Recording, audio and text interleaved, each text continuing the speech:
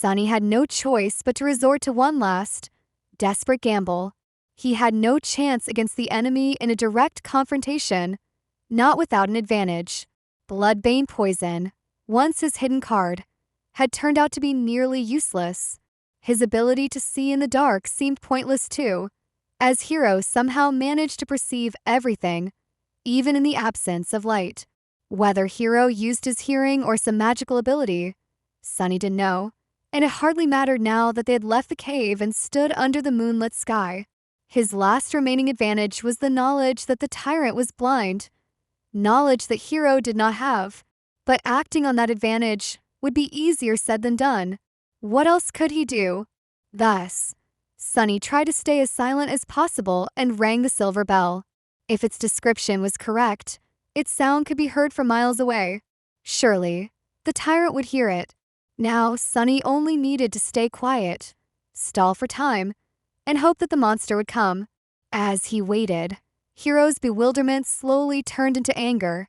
"Tell me right now, or you will regret it." Hiro's voice was threatening, but Sunny remained silent, shivering in the cold and trying not to moan from the pulsing pain in his chest. "Why are you not answering?" Sunny dared not answer. He held his breath and watched in horror as the familiar colossal figure appeared behind Hiro. His heart pounded, and his lungs burned. His heart beat so loudly that he feared even the blind tyrant would hear it. But, of course, Hiro's voice was the only noise in the mountain's quiet darkness. At the last second, a flicker of understanding appeared in Hiro's eyes. He started to turn around, his sword rising with lightning speed. But it was too late. A massive hand appeared from the darkness, snatching Hiro into its iron grip. The bone claws scraped against the armor, tearing it apart. The Mountain King dragged Hiro back, uncaring for the sword that bit into its wrist. Viscous saliva dripped from its gaping maw. Fear rooted Sunny to the spot. He slowly turned his back to them and took a few steps up the old, winding path before sprinting away, running as fast as he could. Behind him, a desperate scream tore the night, followed by a roar of hunger.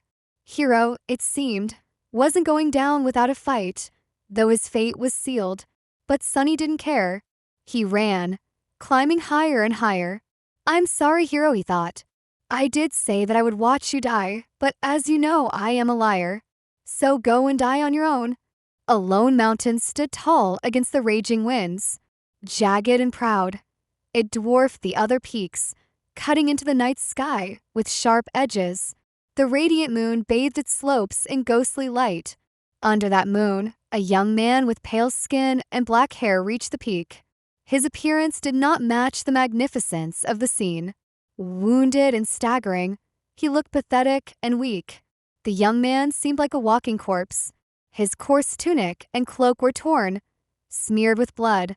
His sunken eyes were cloudy, and his body was bruised, beaten, and cut. Bloody foam dripped from his lips. He was hunched over, cradling his chest as each step caused him to moan, breath escaping raggedly through gritted teeth. Sunny was hurting all over, but most of all he was cold. So cold, he just wanted to lie down in the snow and fall asleep. But instead, he continued walking, believing the nightmare would end when he reached the peak. Step, step, another step. Finally, he made it. At the highest point, a vast expanse of snow-covered rock greeted him.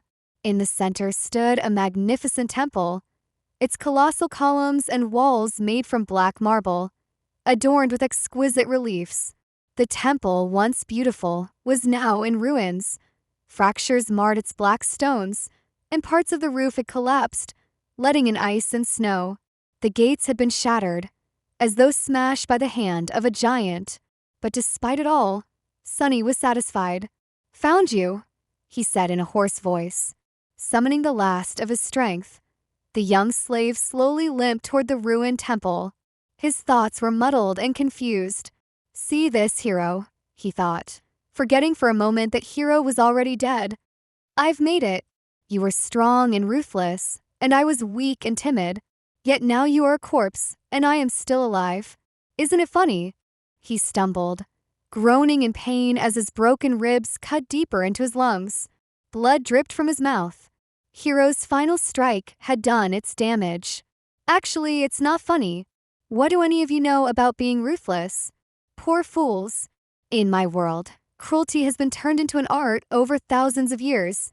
And as someone who's been on the receiving end, don't you think I would know more about it than you ever could? Sunny was getting closer to the temple. Truth be told, you never stood a chance. Wait, what was I thinking about? The thought quickly faded as pain and exhaustion overwhelmed him. He was now only aware of the dark temple and the overwhelming urge to sleep. Don't fall for it. It's just hypothermia. If you fall asleep, you'll die. Sunny reached the steps of the Black Temple, unaware of the thousands of bones scattered around, the remains of both humans and monsters. All of them had been killed by the invisible guardians that still lingered around the temple. As he climbed the steps, one of the shapeless guardians approached him. It had sensed something familiar, a faint divine scent coming from his soul. It paused, sorrowful and lonesome, then moved aside, allowing Sunny to pass. Oblivious, Sunny entered the temple. Inside, the grand hall was bathed in moonlight filtering through the roof's holes. Deep shadows surrounded these silver circles of light, not daring to touch them. The floor was covered in snow and ice. At the far end of the hall, a large altar, cut from black marble, stood untouched by snow. Forgetting his purpose, Sunny made his way toward the altar. He just wanted to sleep. The altar was dry and clean, wide enough for him to lie on. He climbed onto it, curling up. It seemed like he was going to die. He was okay with it. Sunny tried to close his eyes, but was interrupted by a sudden noise from the temple's entrance. He turned, not even curious. What he saw would have sent chills down his spine, had he not been so cold and indifferent. Mountain King stood there, its 5 blind eyes locked onto him. The tyrant still looked massive, terrifying and revolting. Worm-like shapes moved under its skin. It sniffed the air, salivating. Then it opened its maw and advanced slowly, approaching the altar.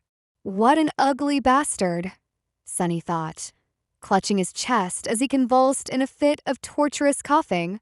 Bloody foam flew from his mouth, landing on the altar.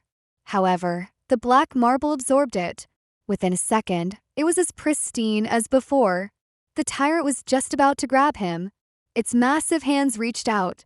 I guess this is the end, Sunny thought, resigned to his fate. But then, at the last moment, the voice of the spell echoed through the temple. You have offered yourself as a sacrifice to the gods. The gods are dead and cannot hear you. Your soul bears the mark of divinity.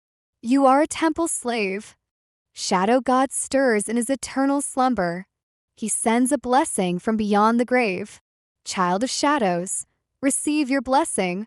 Before Sunny's astonished eyes, the shadows in the hall moved. Tentacles of darkness surged forward, entangling Mountain King's arms and legs. The mighty tyrant struggled, but how could it resist the power of a god? The shadows dragged Mountain King back, pulling in different directions. The tyrant howled in fury as its body ruptured and tore apart into pieces. Blood, viscera, and severed limbs spilled onto the floor. Just like that, the terrifying creature was dead. Sunny blinked. Once again, he was alone in the ruined temple. The hall was silent, the darkness all-consuming. Then the spell whispered, You have slain an awakened tyrant, Mountain King. Wake up, Sunless. Your nightmare is over.